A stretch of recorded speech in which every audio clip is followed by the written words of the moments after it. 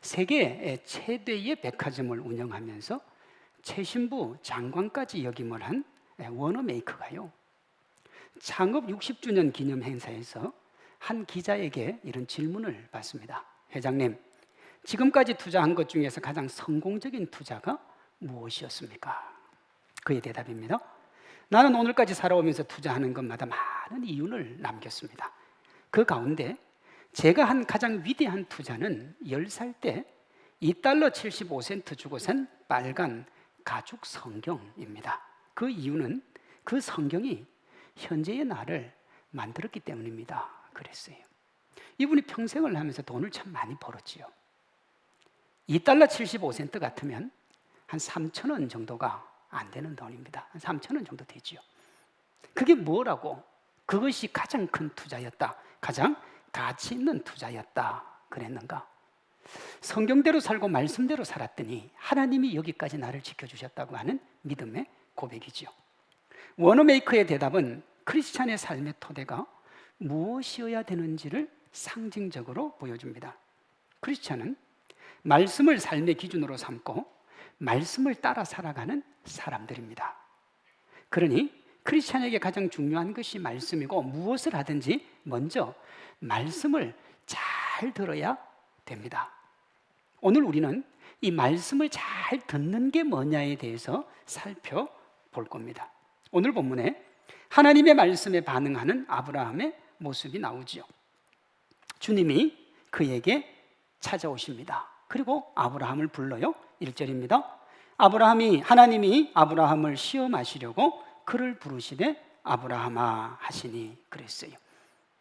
그 하나님의 부름에 아브라함이 이렇게 대답을 합니다. 내가 여기 있나이다. 내가 여기 있나이다 라는 것이 히브리 원어로 뭐라고 그러냐 그러면 히네니 그렇습니다. 히네니. 여러분 네이버나 구글에 들어가셔서 히네니라고 딱 치면 히네니 교회가 나옵니다.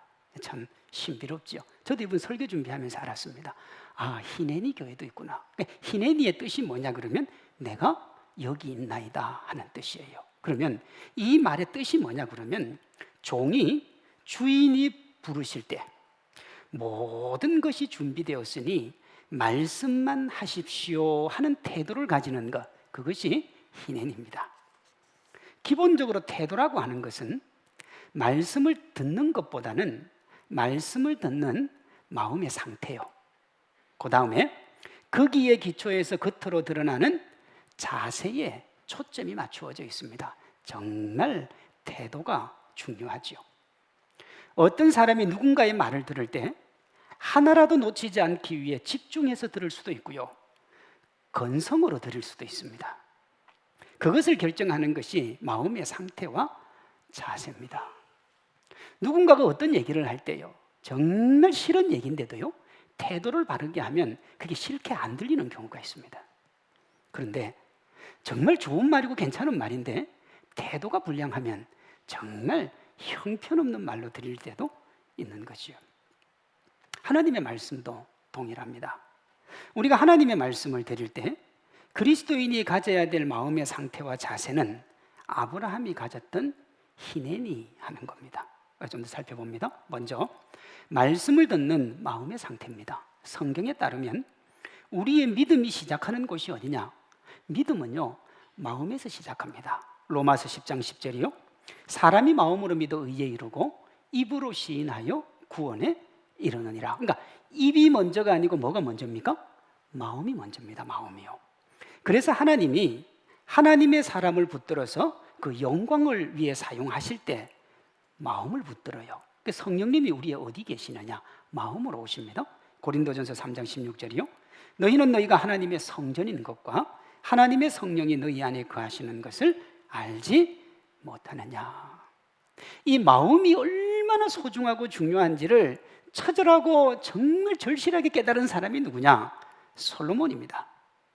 젊은 시절 자기 만족에 집착하는 마음을 떨치지 못해서 욕망의 노예가 되어서 자기 하고 싶은 대로 하고 살았잖아요. 그렇게 살았던 솔로몬이 그 다음 세대, 그리고 오고 가는 모든 세대에게 주는 교훈이 이겁니다.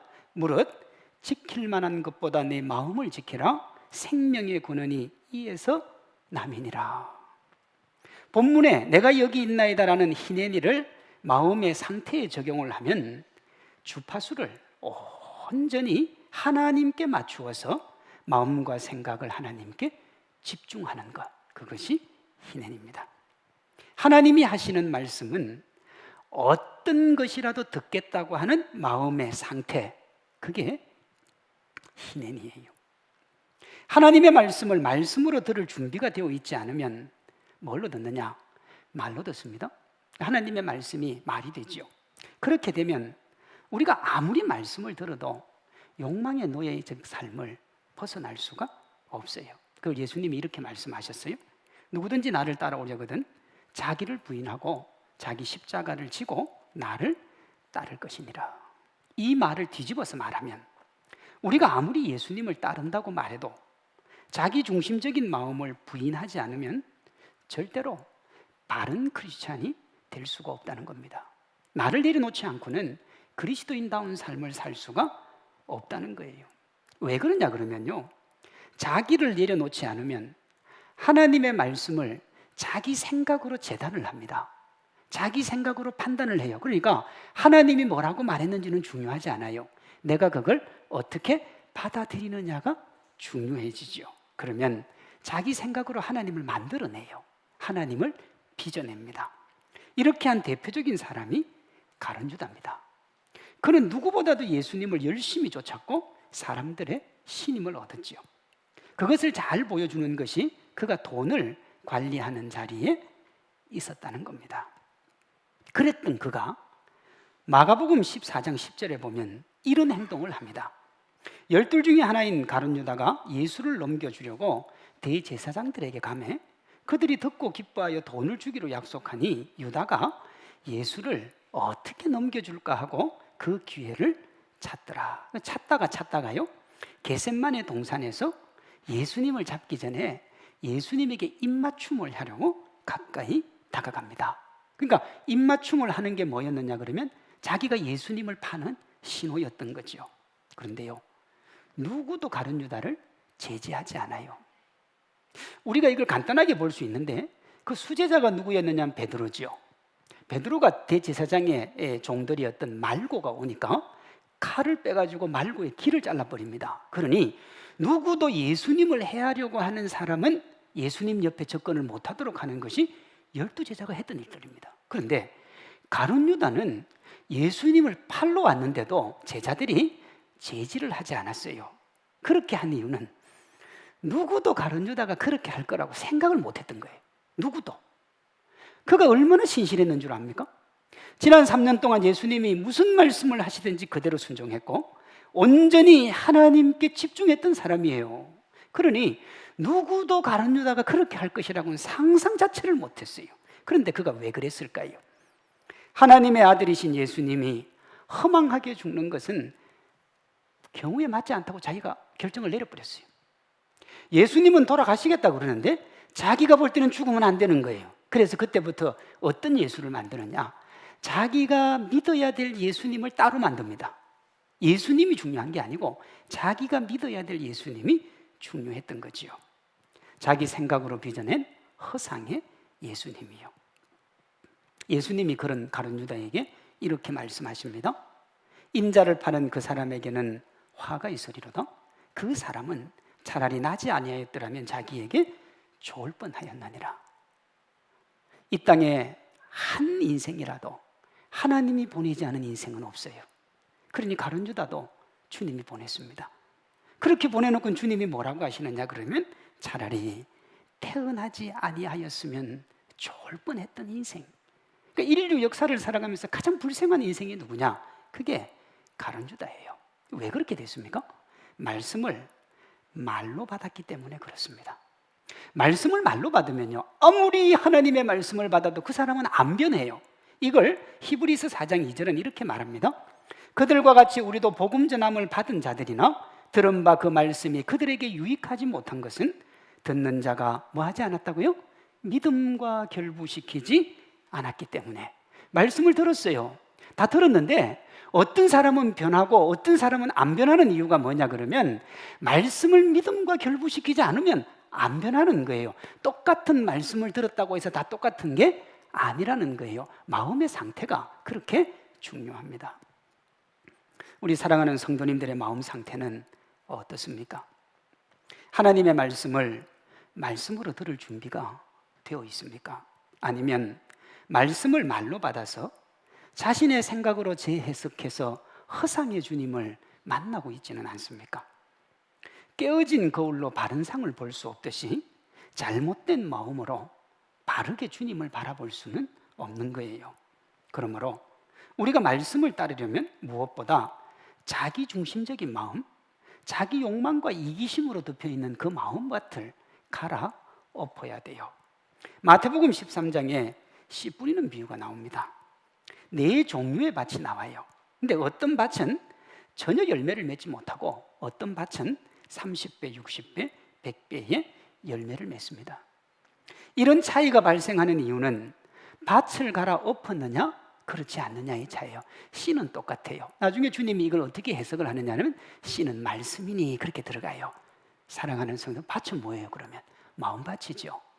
말씀이 우리 마음에 떨어져도 우리 마음이 깨끗하지 못하고 정결하지 못하고 순결하지 못하면 절대로 열매를 맺을 수가 없다는 겁니다. 죄송한 얘기입니다만 어떤 성도님들은 다 그런 건 아니고요. 본인이 은혜를 못 받고는 뭐라고 하냐, 야 오늘은 목사님이 설교를 왜 저렇게 못하냐, 목사님이 설교 준비를 제대로 안 했나 보다. 맞아요, 목사님이 그렇게 했을 수도 있습니다. 그런데 은혜는 우리가 마음밭만 돼 있으면 하나님께서 차고 넘치도록 쏟아부어 주시는 줄로 믿습니다. 가끔 어떤 성도님을 만나면요, 목사님 지난주에 목사님 말씀 얼마나 은혜를 받았는지 몰라요. 그럼 저는 꼭 물어봐요. 어디 했어요? 이렇게 물어보면요, 제가 놀랄 장소에서 은혜를 받았어요. 무슨 얘기냐, 제가 핵심적으로 한 말이 아니에요. 그냥 가다가 이렇게 쭉 그냥 가다가 한 말인데 거기 혼자 은혜 겁나게 받는 거예요. 그럼 왜 여러분 그런 은혜를 받습니까? 마음밭이 갈급해서 그래요. 마음밭을 하나님 앞에 열어놓으니까 하나님이 어떤 말씀을 주셔도 은혜를 받는 거예요.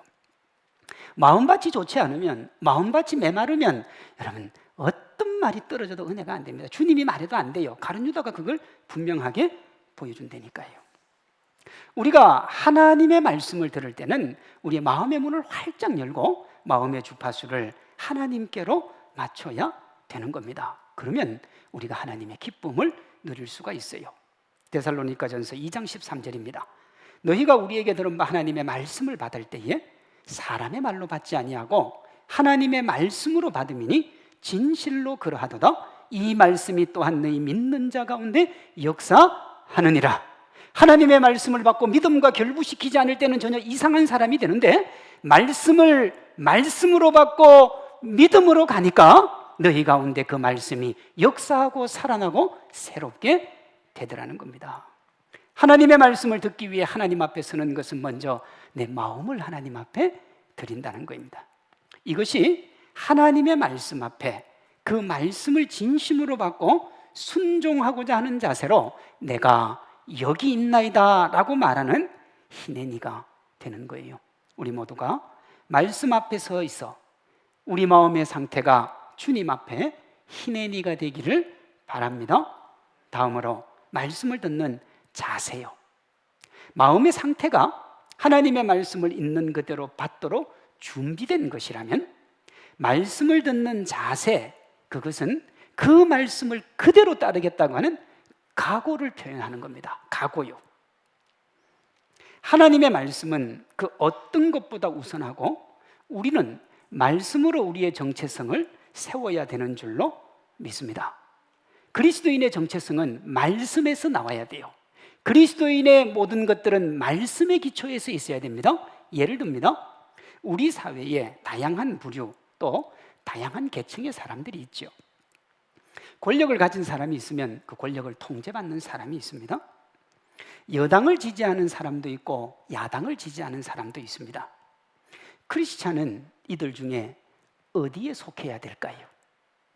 결론부터 말하면 크리스찬은 권력을 가질 수도 있고 그렇지 않을 수도 있고요. 여당을 지지할 수도 있고 야당을 지지할 수도 있습니다. 그러나 단순히 그런 위치만으로 그리스도인의 정체성을 말할 수 없어요. 크리스찬은 어느 자리에 있든지 어떻게 하든지 하나님께 영광되는 게 가장 우선하는 겁니다. 하나님의 영광이요. 세상은 사회 운영의 주체를 누구로 보느냐?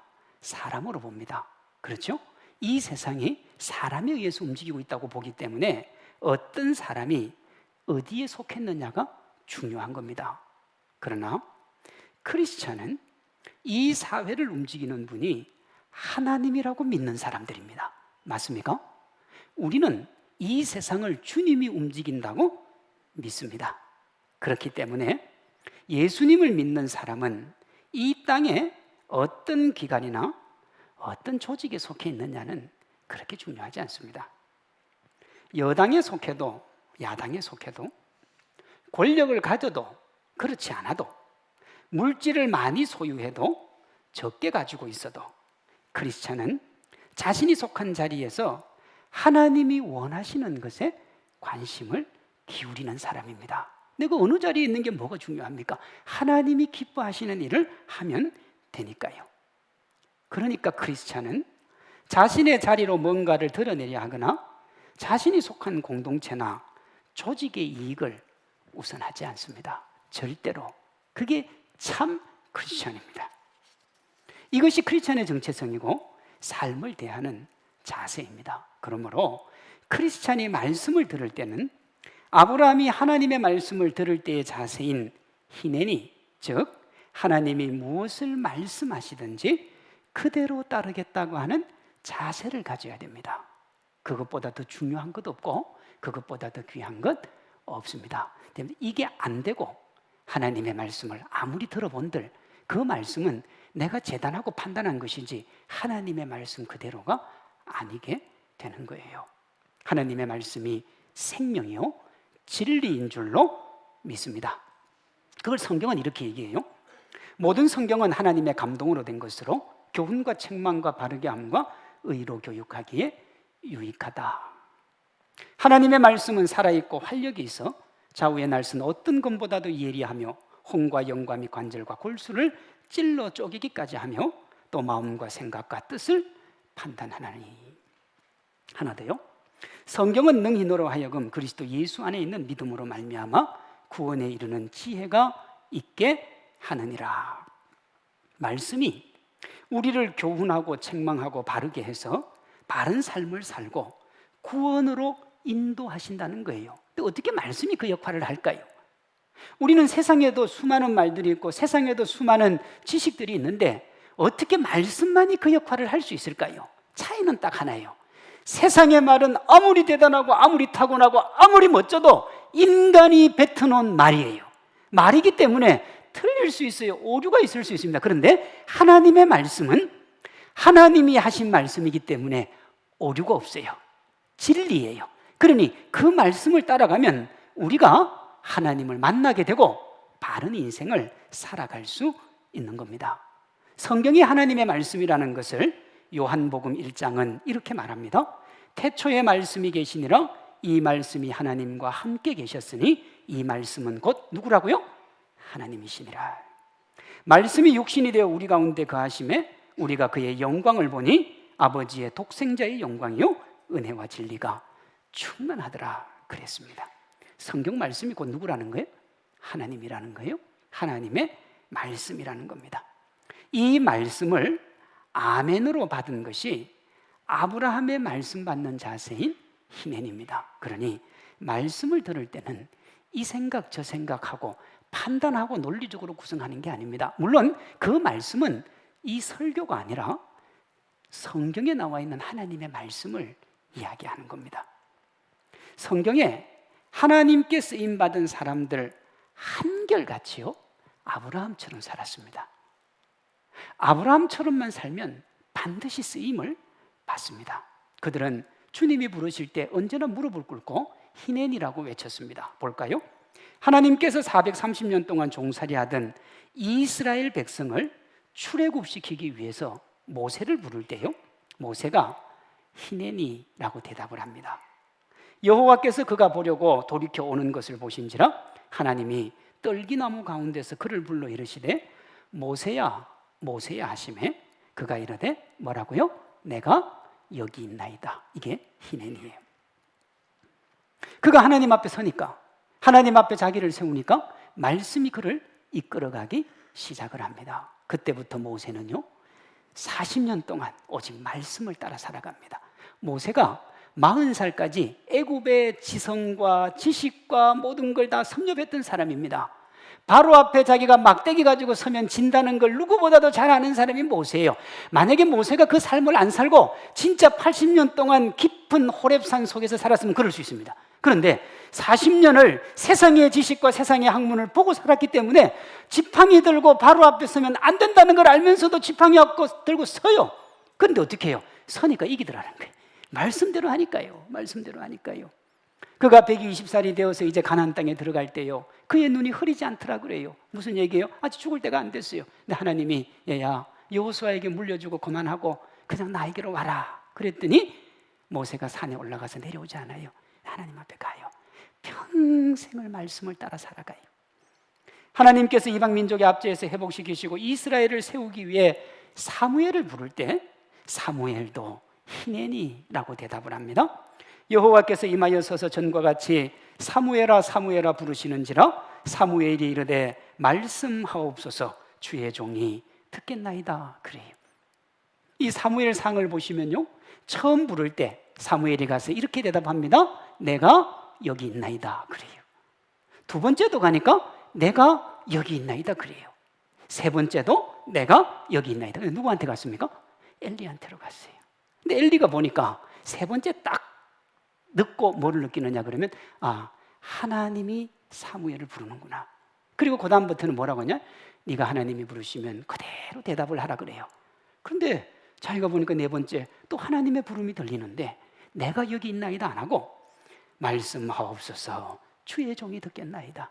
하나님의 말씀이면 제가 뭐라도 따라가겠습니다 그랬더니요, 하나님이 이런 축복을 해줘요. 사무엘상 3장 19절이요 사무엘이 자라며 여호와께서 그와 함께 계셔서 그의 말이 하나도 땅에 떨어지지 않게 하더라. 여러분, 인간의 말은 말씀이 아니에요. 그러니 그 말은 말에 불과합니다. 하나도 땅에 떨어지지 않았단 말은 그 말이 뭐가 된 거예요? 말씀이 된 거예요. 우리가 이걸 오해하면 안 됩니다. 사무엘의 말을 하나님이 다 들어줬다 그게 아니고요, 사무엘이 철저하게 하나님의 말씀을 따랐다. 하나님의 말씀대로 하니까 하나님이 그의 말이 땅에 떨어지게 할 이유가 하나도 없는 거예요. 그래서 그대로 다 이루어준 겁니다. 하나님의 사람들은 다 그렇게 살았습니다. 예수님의 구원을 가장 많이 예언한 선지자 이사야, 하나님이 이사야를 부를 때 이사야도 뭐라고 하느냐? 히네니 그래요. 내가 또 주의 목소리를 들으니 주께서 이르시되 내가 누구를 보내며 누가 우리를 위하여 갈고 하시니 그때 내가 이르되 뭐라고요? 내가 여기 있나이다 나를 보내소서. 내가 여기 있습니다. 내가 주님이 뭐라고 하시든지 주님 뜻을 따라 살아가겠습니다. 하나님은 다 그런 사람들을 사용하셨어요. 사도 바울도 마찬가지고요. 우리가 하나님 앞에 어떻게 하면 쓰임받을 수 있습니까? 우리의 자녀들이 어떻게 하면 하나님 앞에 쓰임받을 수 있습니까? 그 자녀가 하나님 내가 여기 있습니다 주님 말씀만 하십시오 그렇게 기본적인 자세만 되면 그 다음부터는 하나님이 쓰시는 거예요. 아브라함, 모세, 사무엘, 이사야의 공통점이 뭐냐? 하나님이 무엇을 말씀하시든지 그대로 따라가겠다고 하는 자세를 가진 겁니다. 말씀 앞에 서 있는 지금 우리의 자세가 아브라함을 비롯한 믿음의 대가들, 하나님의 축복과 은혜를 누렸던 그 히네니가 되기를 바랍니다. 아브라함이 하나님께 주파수를 맞추고 하나님이 하시는 말씀 무엇이라도 듣고 순종하겠다는 마음의 상태와 자세가 진실했던 걸 어떻게 알 수 있습니까? 2절 3절이요 여호와께서 이르시되 내 아들 내 사랑하는 독자 이삭을 데리고 모리아 땅으로 가서 내가 내게 일러준 한 산 거기서 그를 번제로 드리라. 아브라함이 아침에 일찍이 일어나 나귀의 안장을 지우고 두 종과 그의 아들 이삭을 데리고 번제에 쓸 나무를 쪼개어 가지고 떠나 하나님이 자기에게 일러주신 곳으로 가더니, 아브라함이 자신의 마음 상태와 말씀에 순종하겠다는 자세가 진실함을 보여준 게 뭐냐? 삶입니다. 삶. 우리말로 하면 신앙과 삶의 일치를 추구하는 삶이 있는 신앙이요. 우리가 아브라함 이야기를 조금만 알아도요, 이게 얼마나 힘들고 어렵다는 걸 압니다. 아브라함이 그 아들 이삭을 몇 세에 낳았느냐? 100살에 낳았어요. 100살에. 하나님이 복 주고 복 준다고 해서 낳은 아이입니다. 그런데 하나님이 그 아이를 나에게 바치라 그런 거예요. 생각할 수 있죠. 고민할 수 있습니다. 근데 그 고민과 그 생각이 하루아침에 끝나겠습니까? 끝 안 나죠. 그러면 아브라함이 하나님 앞에 이의를 제기할 수 있습니다. 아니, 주변 사람들한테 핑계를 댈 수 있습니다. 변명할 수 있습니다. 이게 말이 안 된다고 그 얘기를 하면 듣는 모든 사람이 누구를 이해하느냐 그러면 아브라함을 이해하지 하나님을 이해하지는 않습니다. 누가 봐도 하나님이 너무한 거고 누가 봐도 하나님이 가혹한 거예요. 아브라함 말이 다 맞아요. 안 바친다고 해서 누가 뭐라고 할 사람 아무도 없어요. 그런데요, 아브라함이 어떻게 하느냐? 아침에 일찍이 갔어요. 늦게도 안 갔어요. 얼른 일어나서 하나님이 일러준 곳으로 갔습니다. 성경과 지난 2000년의 기독교 역사가 우리에게 주는 가르침 중에 정말 중요한 가르침 하나가 뭐냐? 진짜 신앙과 가짜 신앙을 구별하는 기준은 행함이라는 겁니다. 행함이 그 사람의 신앙이 진짜냐 가짜인가를 분명하게 보여줘요. 사람의 마음 상태는 누구도 알 수 없고요, 하나님의 말씀을 듣는 것 같은 자세는 얼마든지 위장할 수 있습니다. 그래서 진심으로 하나님의 말씀을 듣고 있다는 말과 그렇게 보이는 자세만을 가지고는 그의 신앙이 진실한 것인지 그렇지 않은지를 알 수가 없어요. 내가 여기 있나이다라고 히네니의 자세를 취해도 그가 하나님을 배신할 수 있다니까요. 누가 보여줍니까? 가룟 유다요. 자신의 이익과 반하는 결정적인 순간 예수님을 배반했잖아요. 자신의 뜻을 이루기 위해 하나님을 부른다면 실제 그가 부르는 하나님의 실체는 자신의 욕망을 아름답게 포장한 우상에 지나지 않는 겁니다. 크리스찬다운 신앙은 믿음에 합당한 삶의 축으로 완성이 되고 하나님이 그제서야 그의 믿음을 인정해 주세요. 인정하신다고요. 그러니까 믿음의 조상 아브라함을 통해서 말을 해요. 야고보서 2장입니다. 아, 흩하는 사람아, 행함이 없는 믿음이 헛것인 줄 알고자 하느냐? 우리 조상 아브라함이 그 아들 이삭을 제단에 바칠 때에 행함으로 의롭다 하심을 받은 것이 아니냐. 그렇지. 기가 막히죠. 딱 오늘 본문을 그대로 가지고 왔어요. 오해하지 마십시오. 제가 이렇게 얘기하니까 우리 목사님은 행함의 신앙을 제가 언제 구원이 행함으로 있다고 얘기한 적이 한 번도 없어요. 구원은 오직 믿음으로 가능하고 주님의 예정으로 가능한 겁니다. 그러나 그 믿음이 믿음인지를 정확하게 우리가 분별할 수 있는 기준은 그렇게 하나님의 자녀답게 살아내려고 노력을 하느냐 하지 않느냐예요. 다시요, 하나님의 자녀답게 살아라가 아닙니다. 살 수가 없어요. 인간은 죄인이니까. 살려고 노력하느냐 이거예요. 하나님의 자녀답게 살려고 믿음의 길을 걸어가려고 부단히 노력하느냐 하는 거예요. 성도님들은 어떻습니까? 말씀을 들을 때에 마음을 온전히 하나님께 맞추고 있습니까? 말씀을 받을 때에 하나님의 말씀이 온전히 순종할 자세를 갖추고 있습니까? 삶의 현장에서 신앙과 삶의 일치를 추구하고 계십니까? 제가 이렇게 묻지만 저부터가 여기서 자유로울 수 없음을 고백하지 아니할 수는 없어요. 이것이 현실이지만, 그래서 우리가 쓰러지고 넘어지지만 다시 일어나 하나님께 나아가야 하는 것이 크리스찬의 숙명이요, 크리스찬이 해야 될 일인 겁니다. 나는 부족하고 나는 연약해서 할 수 없다가 아니라 부족하고 연약하지만 하나님이 도와주시면 그 길을 가기를 원한다고 주님에게 무릎 꿇는 것이 그리스도인의 삶이에요. 주님이 우리의 약함을 아시기 때문에 그렇게 다시 주님에게 무릎을 꿇으면 주님이 우리를 다시 일으켜 세워주시고 새롭게 해주실 줄로 믿습니다. 마음과 생각을 하나님께 집중해서 하나님이 말씀하시는 것은 무엇이든지 따르겠다는 자세로 말씀을 듣고 삶의 현장에서 그 말씀을 실천하기 위해 노력하는 우리 모두가 되기를 바랍니다. 그 노력으로 하나님께 극찬을 받았던 아브라함의 희내니, 즉 내가 여기 있나이다의 신앙을 우리의 신앙으로 만들어서 우리 또한 아브라함처럼 차고 넘치는 하나님의 사랑과 축복 받아 누리시기를 주님의 이름으로 축원합니다.